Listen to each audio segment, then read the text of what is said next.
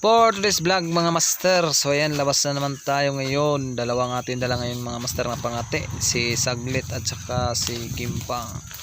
Labas na natin Saglit dahil ilang araw na hindi na labas. Try natin, makakondisyon na ito mga master. So ayan mga master, dito ako magahan sa nahulihan natin na buyugin.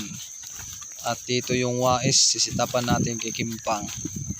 At si Saglit doon sa inulihan natin buyugin ulit na area dahil may tumilaok na naman doon mga master. So ayan.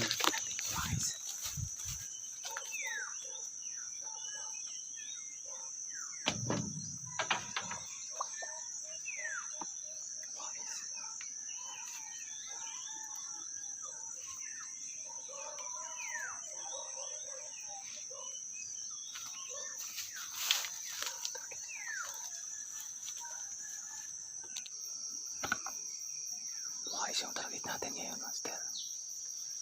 Diyan. Makikita tayo. Yan o. Makikita tayo nito. Saan kaya tayo sisita? Doon tayo. Akyat dito siya eh. Sana hindi tayo makita. Tingnan ko lang.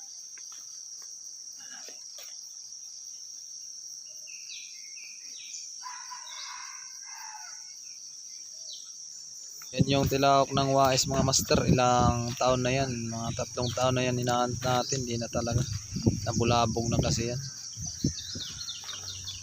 Yan nga, palaging nabubulabog. Kaya matigas na hulihin. Pero may oras din yan, o may araw din yan, mahuhuli din yan mga master. Maraming ano na yan, lahi dito na area master. Siya yung nagtagal dito na area. Marami na siyang breeding dito na area mga master. So ayan master, na sit up na natin si Gimpang. Diyan tayo sit up na yung arpas dyan, nandyan sa taas. Try natin kung lumapit ba o hindi ba tayo nakikita yun.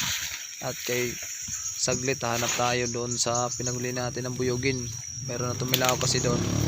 Hanap tayong mapagsigapan doon.